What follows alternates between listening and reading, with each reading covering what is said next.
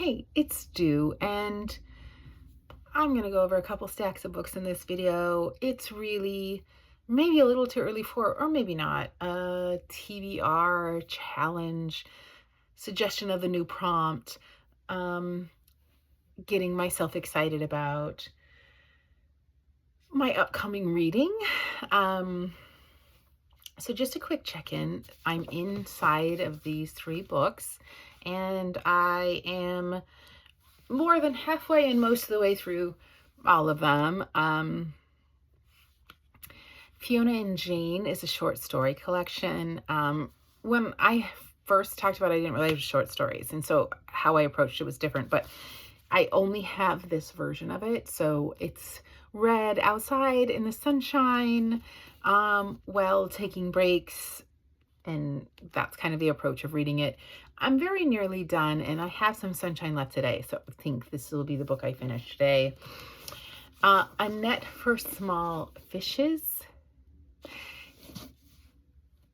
I will say more about this when I finish it, but I'm surprisingly really enjoying this book, and I'm listening to this book, and I'm really enjoying listening to this book. And for the last few books that I've done in audio, I've stopped doing the hybrid and just listened and said, whatever it takes for me to engage in the characters, the plot line, and all of the storytelling techniques, I kind of need to calibrate it to listening, and then it gets better. So this I'm listening to while I'm on walks, while I'm commuting, or while I'm riding the bus. And that, of course, takes longer.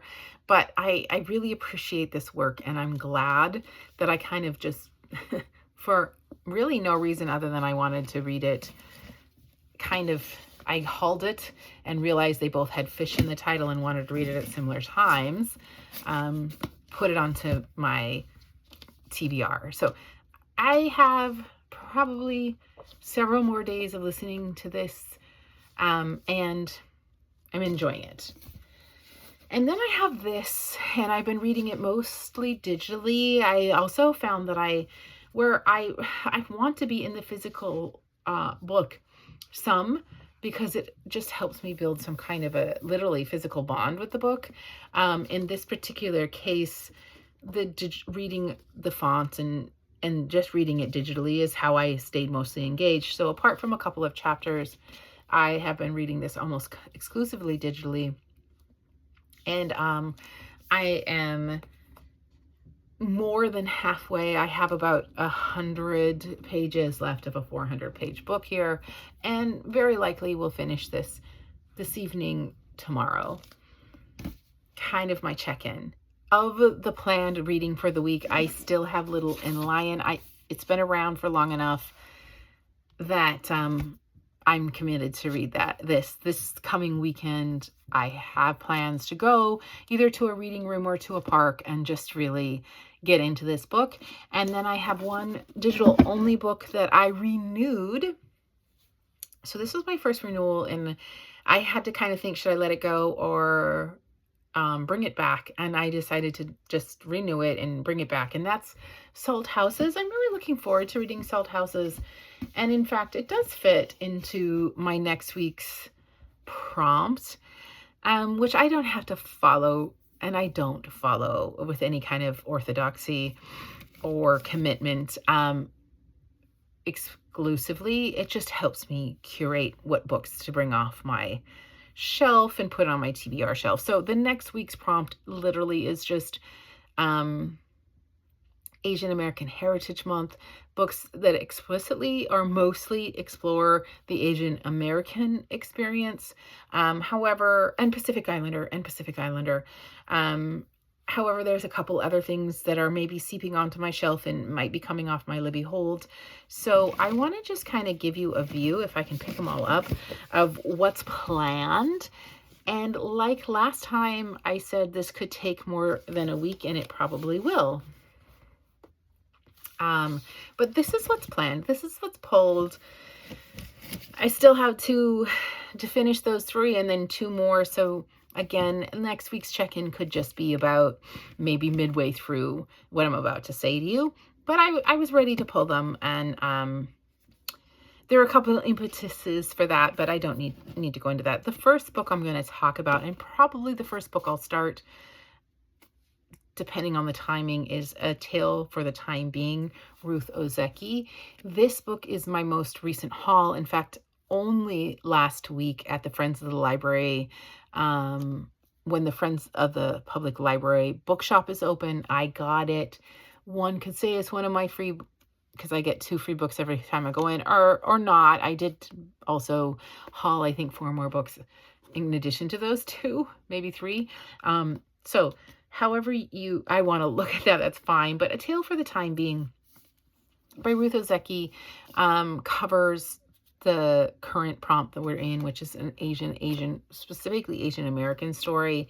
And this setting, as I think I said in the haul video, takes place on a remote island of the Pacific Northwest. We have actually 2 settings. We have Ruth, who's a writer, and she's the one who finds the Hello Kitty lunchbox with a diary of Nao, who is a 16-year-old Japanese girl, and we kind of go back and forth between the context of the diary in Japan of the 16-year-old girl and the finding of this diary in the Pacific Northwest by Ruth.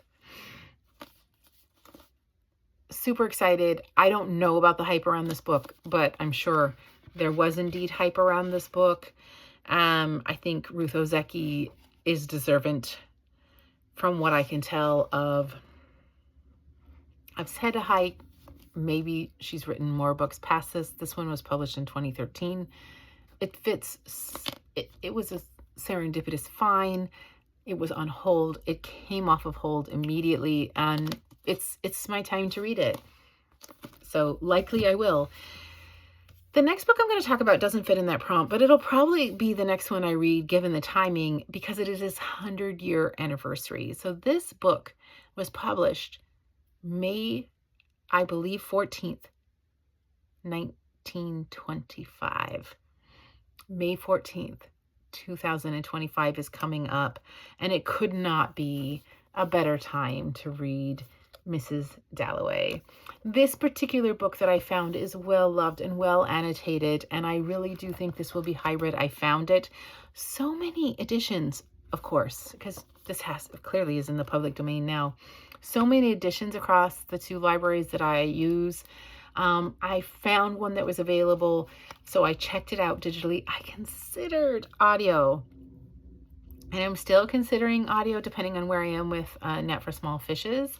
But the person who annotated this makes me think they were in a class. There's an annotation even key.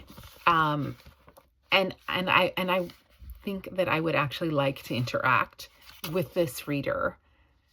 So I probably will read some physical, some digital, and maybe even try some audio. I don't know, but I will read this on or around March 14th, 2025. It's 100-year anniversary.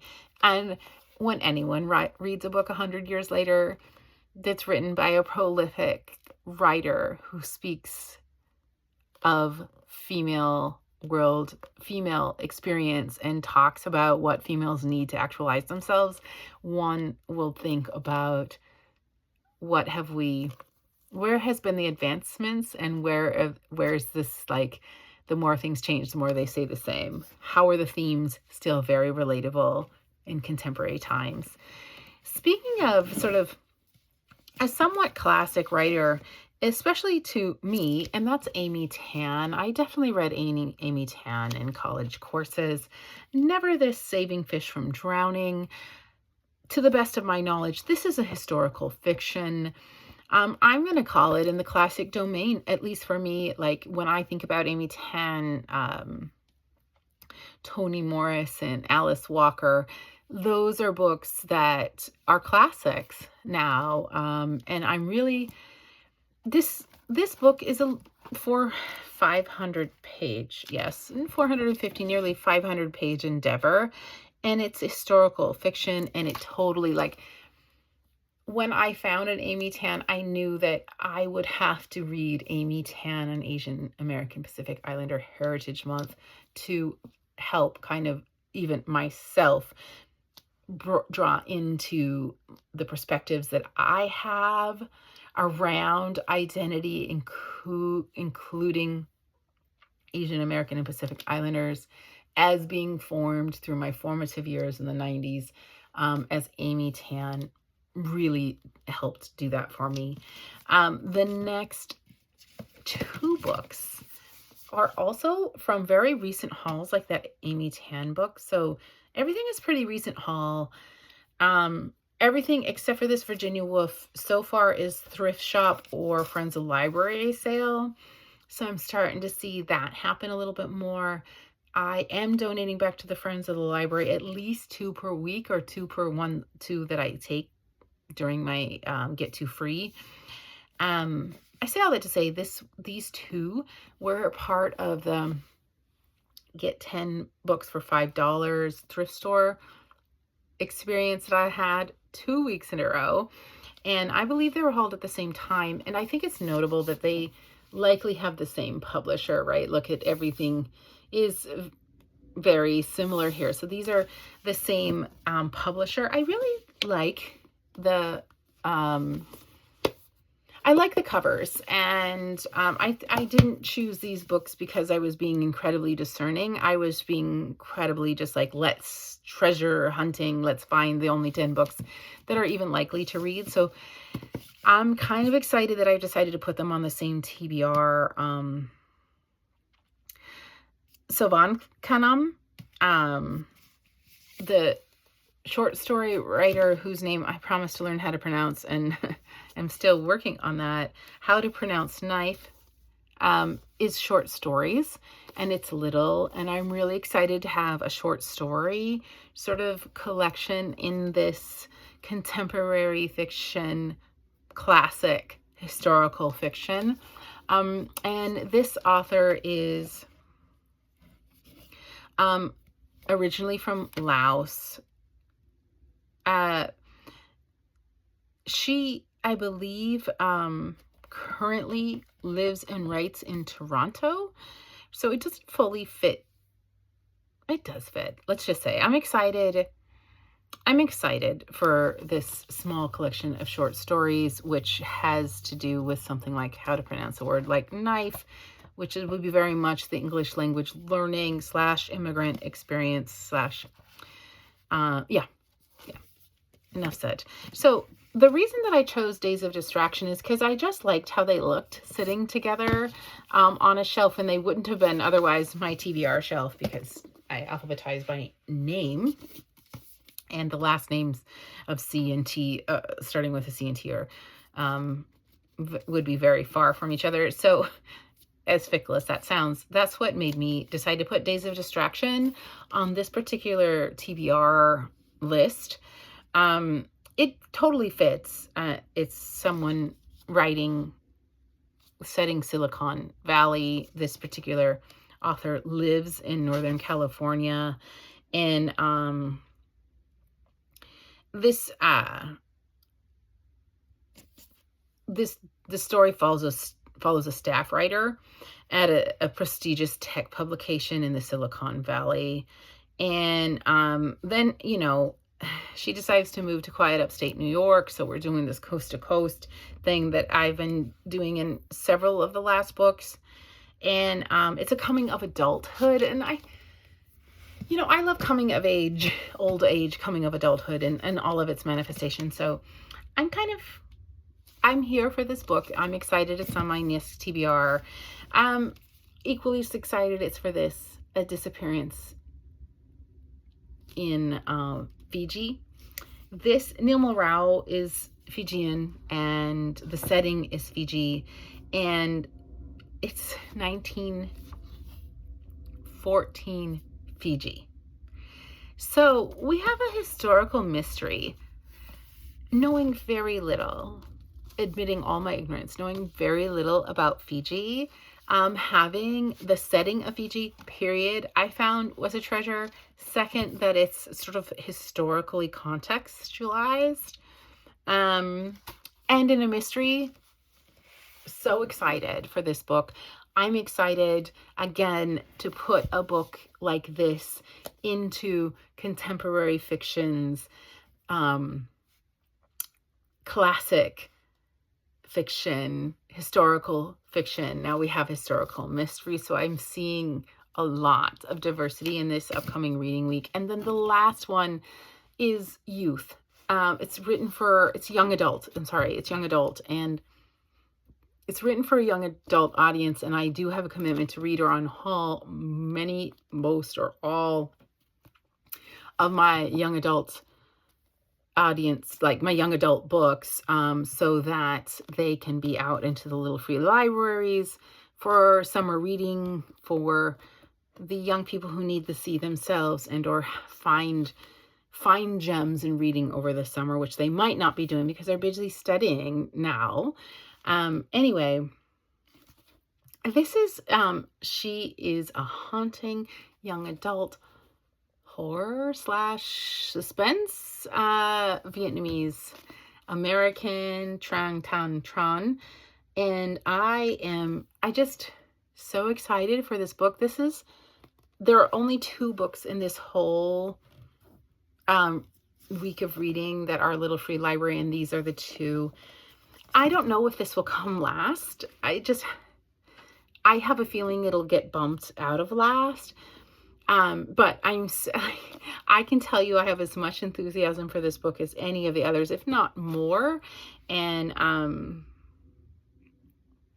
yeah, I'm going to very, very likely will be spending the summer in Vietnam. So I have other reasons to really be inspired by the setting, which I believe is partly in Vietnam. And yeah, this is a great way for me to end both this video and this reading challenge, whether it takes me 1 or 2 weeks. I just am looking at it aesthetically and thinking about it and its diversity, and I am so excited for it.